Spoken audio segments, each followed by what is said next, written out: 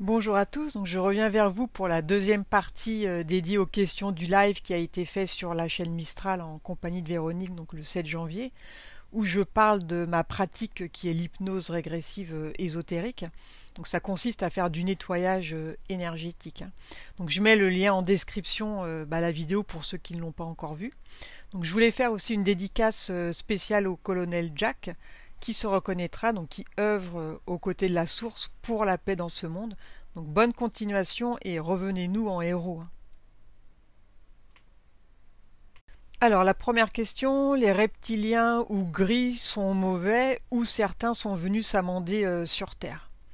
Alors il existe plein de sortes.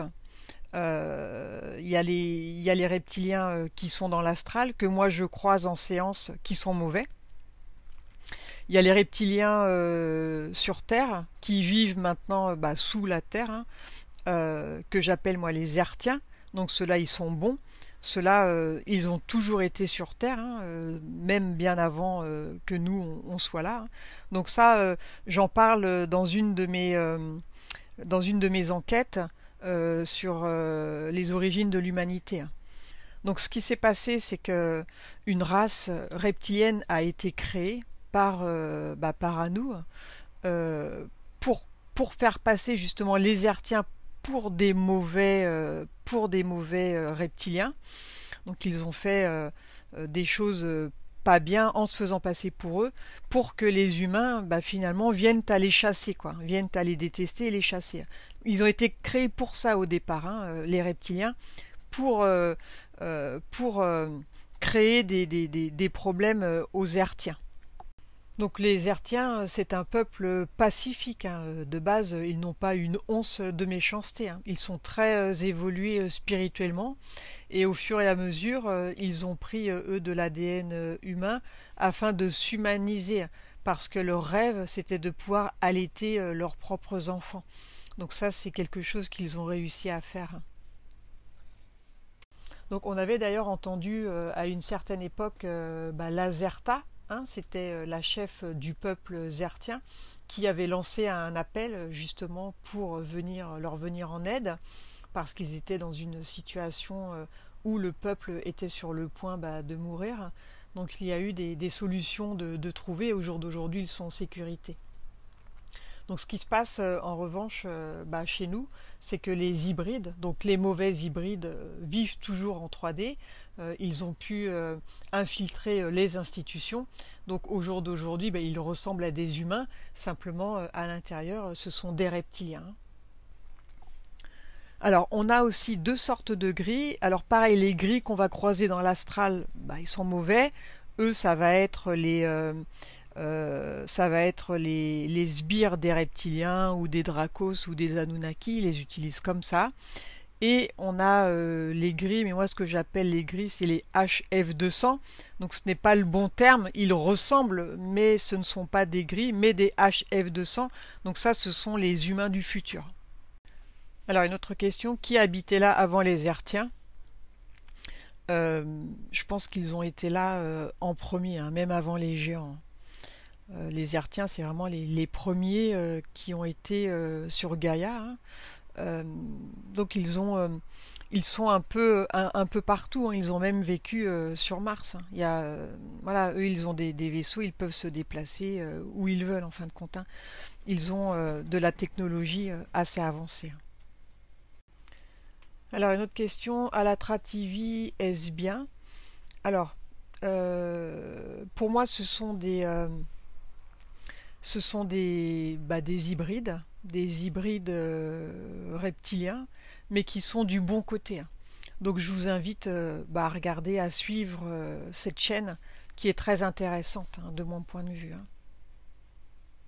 Alors, quand on dort dans l'astral, peut-on se faire interférer? Bah oui, bien sûr, puisque lorsqu'on dort, le corps éthérique, il est au-dessus, il est légèrement au-dessus du corps physique. Donc le corps physique, lui, pendant ce temps-là, il se repose, pendant que le corps éthérique, il est sorti donc du corps physique, hein. Il est toujours à peu près, je sais pas, 20 cm au-dessus du corps physique. Donc je vous rappelle qu'on a un corps physique et un corps éthérique, hein. Alors une autre question, est-ce qu'en travaillant son taux vibratoire, on peut chasser seul les entités, hein? eh bien, plus on a un taux vibratoire élevé et moins les entités, elles peuvent s'approcher, hein, forcément, hein. Lorsqu'on descend en taux vibratoire, par exemple quand on est triste, quand on est en colère, quand on a voilà, des émotions négatives, parfois on va tellement baisser en fréquence que on va se retrouver sur les fréquences des entités, donc dans le négatif. Donc là, ça peut ouvrir des portes sur l'astral, le bas astral. En revanche, si on est tout le temps haut vibratoirement, oui, forcément, ça peut protéger, hein. Parce que les entités, vous n'êtes pas sur les mêmes fréquences. Donc, peut-être elles vont tenter des supercheries pour vous avoir, mais ça va être vraiment très compliqué, hein. Alors, comment faire pour travailler sur nos peurs? Éteindre sa télé, hein, tout simplement. Arrêter de regarder des choses toxiques à la télé, hein, et puis faire des choses qu'on aime. C'est important de s'occuper de soi, de sortir du marasme quotidien et faire des choses vraiment qu'on aime. Alors, c'est impératif de ne pas rester dans la peur trop longtemps, hein. Comme la tristesse, comme voilà, les deuils, ou tout ce qui nous rend triste. Parce que ça nous fait tellement baisser en fréquence, ce que je disais avant, que c'est une porte ouverte sur le bas astral, hein. Plus on baisse en fréquence, et plus le bas astral va avoir accès à notre corps éthérique, hein, forcément, hein, puisque c'est des questions de fréquence. Donc si on vibre sur les fréquences de la peur, donc des fréquences négatives, eh bien c'est une porte ouverte pour les entités qui cherchent, elles, désespérément à se nourrir de ce qu'on dégage, hein, de nos émotions négatives. Alors, comment protéger ses enfants avant le sommeil? Donc, on a vu, hein, pendant le live, que les enfants étaient très attaqués au moment du sommeil. Donc, les entités, elles arrivent, elles, à interférer dans les rêves, et elles peuvent provoquer du coup des cauchemars, hein. Donc avant le sommeil, donc faire un rituel avec l'enfant. Donc ça peut être de faire une bulle autour de l'enfant, une bulle de protection avec l'intention de ne laisser entrer que le positif. Donc ça, il faut que l'intention, voilà, elle soit forte, hein. Et puis peut-être mettre une pierre aussi dans la chambre, dite pierre de protection. Donc l'enfant, lui, il va se sentir en sécurité d'avoir cette pierre à côté de lui. Donc pareil, il y aura cette intention que cette pierre va le protéger, hein. Donc ça peut déjà être deux éléments qui vont favoriser le sommeil, hein, qui vont bloquer les entités d'interférer, hein. Parce que bien évidemment, c'est un moyen facile pour les entités de s'introduire, donc par les rêves, dans la sphère énergétique des enfants, parce que ce sont des proies faciles, hein. Parce qu'au moment du cauchemar, ils ont peur, ça les fait baisser en fréquence, et ça peut être une porte ouverte justement pour les entités. Alors une autre question, quelle est la place des animaux sur Terre, et est-ce que les chats nous protègent?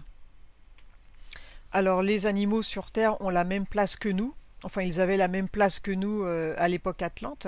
Donc les humains et les animaux communiquaient par télépathie facilement entre eux, hein, et ils ne se mangeaient pas ensemble à l'époque. Donc ouais, il y a eu des modifications génétiques qui font que les tigres ou les lions sont devenus des prédateurs, mais il y a eu une époque où ils ne se nourrissaient que de baies ou de poissons ou d'insectes, mais en aucun cas ils se mangeaient entre eux, hein. Alors pour ce qui concerne les chats, alors les chats, ce sont des animaux très protecteurs dans l'astral, hein. Donc c'est une bonne chose d'en avoir un ou même plusieurs, parce qu'ils vont protéger énormément leur maître. Donc il faut savoir que si une personne elle est malade, ou elle a beaucoup d'émotions en elle, des émotions négatives, le chat, c'est comme une éponge, il va récupérer ses émotions et les prendre pour lui. Donc il y a parfois des chats qui tombent malades aussi, ou qui meurent tôt, hein, parce qu'ils ont protégé d'une certaine façon leur maître, ils ont pris des charges de leur maître pour les soulager, hein. Alors j'ai lu aussi dans les commentaires qui disaient les Incas sacrifiaient des vierges en l'honneur du dieu soleil. Alors ça c'est complètement faux. Ça c'est un des pans de l'histoire qui est faux. Les Incas étaient des êtres pacifiques et en aucun cas, mais jamais, ils ont sacrifié un des leurs, quoi. Jamais. Ça c'est totalement faux. Ça a été inventé dans l'histoire pour salir ce peuple, ce magnifique peuple. D'ailleurs, on voit bien au mont Buséji, hein, leur cube, il était transparent, hein, tellement ces gens étaient purs. Donc en aucun cas ils ont fait des sacrifices des leurs de vierges pour honorer leur dieu, je ne sais qui, hein. Tout cela c'est faux, hein. Alors une autre question, doit-on se faire incinérer? Alors j'ai fait une capsule à ce sujet-là, sur la vie après la mort, où j'explique ce qu'il se passe. Donc c'est-à-dire que au moment de la mort, au moment de la désincarnation, le corps éthérique, il va rester 7 jours au-dessus du corps physique. Voilà, il y a toujours ce lien qui le rattache au corps physique. Et puis au bout de ces 7 jours, ce lien se détache et le corps éthérique s'en va, l'âme s'en va aussi, et le corps physique, voilà, on l'enterre ou on l'incinère. Donc ça ne pose aucun problème si c'est fait au bout de 7 jours pour ce qui concerne l'incinération. En revanche, si elle est faite avant cette incinération, donc dans nos temps, voilà, en Occident, c'est plutôt au bout de 3-4 jours, hein, on garde les morts. Là, ça va poser un problème parce que le corps éthérique, il est toujours accroché au corps physique. Donc, il y a la solution de prévenir le défunt sous hypnose pour lui dire de retirer son cordon et de l'accrocher à la source avant que son corps physique ne se fasse brûler. Donc ça c'est une des possibilités. Ou le défunt le sait, il le fera lui-même. Donc pour ceux qui ne le savent pas, ça peut énormément perturber le corps éthérique, hein. Ça peut créer des âmes errantes, hein, parce que ça peut les faire énormément souffrir. Que le corps physique brûle alors que le corps éthérique y est toujours rattaché. Donc je vous invite à voir cette vidéo que j'ai faite justement sur la vie après la mort où j'explique ça plus en détail. Donc je vais le mettre dans le lien de description. Alors une autre question, nos capacités pour aider le monde. Alors ce qui va grandement aider le monde, c'est que les personnes montent en fréquence. Voilà, il n'y a pas grand-chose à faire. Simplement avoir ces fréquences élevées. Donc ça permet d'être connecté à la source et d'envoyer de la force à la source. Malheureusement, dans ce monde en 3D, beaucoup de personnes vibrent bas. Donc ça va renforcer plutôt le bas astral. C'est pour ça que c'est extrêmement difficile de lutter contre le mal, c'est un peu la généralité, on va dire, en 3D, hein. Le mal va se nourrir, lui, des émotions négatives, des pensées négatives des humains. Donc à partir du moment où tout le monde cesse de ruminer, d'être dans le négatif, monte en fréquence, là ça va grandement aider la source pour chasser justement cet égrégore négatif.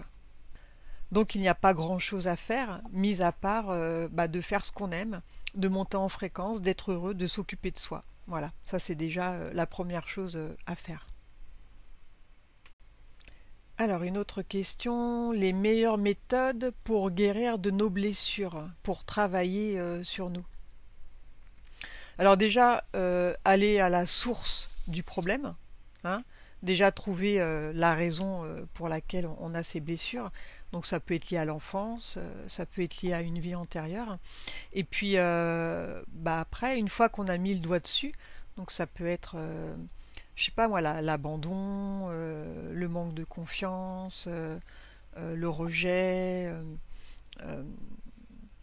Eh bien, il y a, pour ma part, l'hypnose ericksonienne est un bon outil pour travailler sur ces blessures profondes. Donc ça permet d'inverser des croyances ou des fausses croyances qu'on peut avoir sur nous-mêmes en fin de compte, hein. Donc ça permet de nettoyer l'inconscient et puis de retravailler cette image qu'on a de soi. Et par la suite, donc ça permet d'avancer et puis d'atteindre des objectifs qu'on s'est fixés qu'on n'aurait peut-être pas fait en temps normal, quoi. À partir du moment où on a des croyances limitantes sur nous-mêmes, comment avancer si soi-même on ne se sent pas capable? Alors une autre question, est-ce que les animaux peuvent être parasités? Bah oui, oui, oui, aussi, hein. Ça arrive, hélas. Donc voilà, c'est le même procédé, hein. On fait le nettoyage de l'animal comme le nettoyage de l'humain. C'est exactement la même chose. J'ai peu de cas quand même, hein, c'est arrivé assez rarement, mais c'est faisable, oui. Ils peuvent être interférés. Alors le dôme au-dessus va-t-il s'effondrer, hein? S'effondrer, non. En revanche, lorsqu'il y a un déluge, eh bien là, c'est le dôme voilà, qui laisse passer en fin de compte le plasma qu'il y a au-dessus du dôme, hein. Donc d'après les enquêtes, hein, bon, ça n'engage que moi, hein, on est, nous, sur Gaïa, donc une boule énorme. Au-dessus, on a le continent Terre et c'est fermé par un dôme. Donc au-dessus du dôme, on a du plasma qui va se transformer en pluie. Donc c'est comme ça que le déluge se forme en définitif, hein. C'est le dôme qui devient qui est transpercé en fin de compte par l'eau. Et l'eau, elle va inonder tout le continent Terre, d'où le déluge, hein. Parfois, on se promène, on a le soleil, enfin il y a le ciel bleu, il fait super beau, et puis on se prend des gouttes sur la tête, on se demande d'où ça sort, il n'y a pas de nuages. Eh bien, ça vient du dôme. C'est une petite faille, voilà, il y a de l'eau qui a réussi à passer, hein. Donc ce déluge, il a lieu en principe tous les 26 000 ans, hein. Si l'humanité elle n'a pas réussi à évoluer correctement, si elle est devenue trop pervertie, si ça se passe mal, eh bien la source crée ce déluge pour récupérer les âmes et puis recommencer un cycle de 26 000 ans avec de nouveaux corps, avec de nouvelles âmes, en espérant que les humains puissent œuvrer pour le bien. Alors, quelle est la signification des taches de naissance? Alors, il y a certaines taches qui peuvent être liées à des blessures profondes de vies antérieures. Donc ça, ce sont des vestiges de vies antérieures. Si ça a été très violent, eh bien, on peut naître avec ces taches de nouveau sur soi. Ça peut être aussi une manière de reconnaître des êtres divins qui s'incarnent sur Terre. On voit souvent des enfants Bouddha, hein, qui sont des déités, hein. Depuis tout petit, les personnes les vénèrent. Donc certains naissent avec des taches et voilà, ils sont reconnus aussi par ce biais-là. Ça peut être une indication. On arrive à la fin des questions, donc j'espère avoir été suffisamment clair dans mes réponses. Donc si vous avez des questions, eh bien n'hésitez pas à me les poser dans les commentaires. Donc j'ai mis aussi dans le lien de description donc une bonne partie des enquêtes qui ont été réalisées depuis 2017 jusqu'à aujourd'hui. Donc je vous dis à bientôt. Au revoir.